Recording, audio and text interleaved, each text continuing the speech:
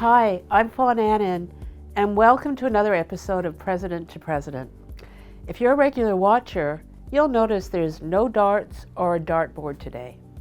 During COVID-19, we've switched to Zoom calls for a conversation with leaders, but it is my intent to get back to the doubling out and the bullseyes as soon as possible. Today, I had the pleasure of chatting with IBM Canada President Claude Gay. This seasoned executive took the top job at IBM Canada this spring in the midst of the pandemic.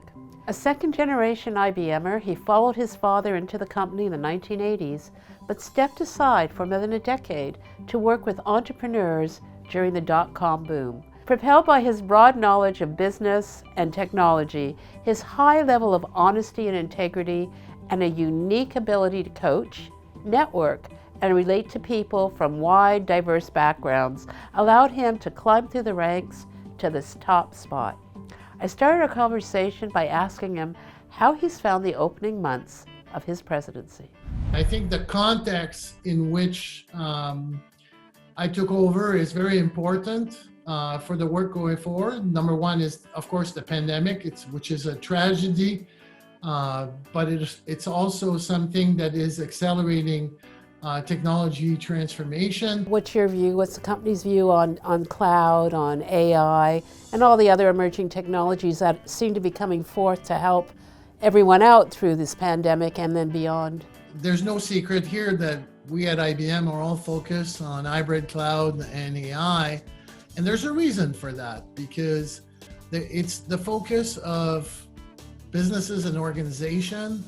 It's actually just been accelerated by the pandemic. And then I would say that the next frontier is intelligent workflow using AI to enable workforce to be more productive. I think that's the future. What are you laser focused on as the president? I would say that there's really three things that I'm focused on. One is I'm focused on our employees. They're particularly in the pandemic, always been focused on the employees, but in the pandemic, I worry about mental health, for example, their safety as it relates, to the pandemic. I'm worried about society, the inequality in society, the fact that we have in Canada more than 1.8 million people unemployed. So one employee to society, and of course our clients. And our clients, have accelerated their digital transformation, and it is important and key for us to be a partner to them, to accompany them, foster that transformation, enable that transformation, because we have a lot of the key technologies to be able to do that. It's great to hear you talking about digital transformation, because you're a digital pioneer in your own right. I mean, in addition to your IBM experience, you've led entrepreneurial ventures, including I believe, a data analytics company. You created IT solutions for the travel industry. And you've also worked as a CIO in an activewear company, which is incredible. How do all these experiences come together and play into your leadership role at IBM? There's key learnings from doing that. So for example, my role as a CIO taught me in more ways than one that technology is the least important or the third most important thing in any transformation. It starts with people, processes, and then technology and enable the transformation. But first it's the people, then the process, then the technology. So that's one of the key learnings that I got from that portion of my career. And then the entrepreneurial part, gave me a lot of perspective on can-do attitude, reinventing yourself, going for the innovation, doing business case, attempt, fail fast, all the concept of an entrepreneur. Any surprises that you've learned from the pandemic, either professionally or personally?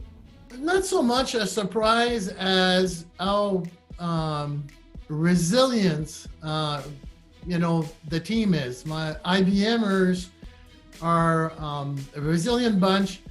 They are so active in their community. They're dedicated to their client.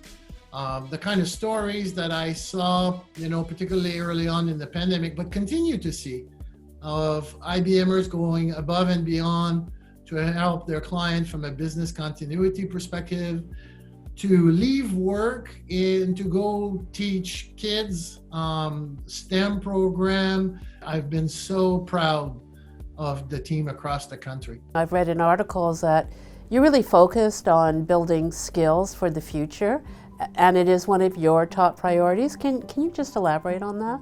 I think it's important because, Fawn, as we move in the world of technology such as hybrid cloud and AI, and there's a lot of people being unemployed, I am very concerned that we're going to create a divide in society, the have and the have not. So I'm very focused, and so is the company, on how can we enable everyone in the country to participate in the new economy, these emerging trends. So I understand that during our current phase of COVID-19, the city of Markham is using IBM Watson Assistant for Citizens. Can you tell us more about this very important initiative? We actually have this product called Watson Virtual Assistant for Citizen, which is basically use natural language, whether it's voice or whether it's a chat, and can actually answer your questions. So what happened in Markham is they were faced with thousands of calls coming in with citizens asking questions about COVID, and they were not equipped to be able to handle those volumes, as you can imagine. So we quickly put together for them an environment that could answer questions for citizens, either via voice, through voice, or via chat online. And that actually became a very successful service. We're also using it with other universities, actually. York University, University of Toronto, Mohawk College are using different versions for different purposes of the same technology. Thank you for putting so much emphasis on that. Just talking about purposeful initiatives and being helpful to society, can you talk a little bit about IBM's philanthropic activities and then a little bit about your own? They're actually, thanks, very much in line, but they're also my personal interest. I'm actually on the cabinet of United Ways, Greater Toronto. I'm actually also in a subcommittee focused on employment in Toronto. And in Quebec, I'm actually on the board of First Robotic Quebec, which is an organization that focuses on using robotic as a mean, and teaching robotics as a mean to develop learning abilities, teamwork abilities. And last but not least, I love entrepreneur, as you said earlier. So I'm participating on the board of the DMZ at Ryerson, encouraging young and older now entrepreneurs. What's the most important lessons that you've learned to date? People matter more than anything else. And it's followed by processes and technologies, but if you don't have the right team, the right dynamic on the team, the right skills, it's very difficult to accomplish great things. Claude, this has been amazing. Thank you so much on behalf of everyone at IT World Canada and all of our audience. We're so pleased to hear from you and to understand what the new leader at IBM Canada is doing. Thank you, Fawn. Remember, I talked about the team, so I would like to say thank you on behalf of all IBM Canada, all the IBMers across the country for having us with you today. Thank you. Merci.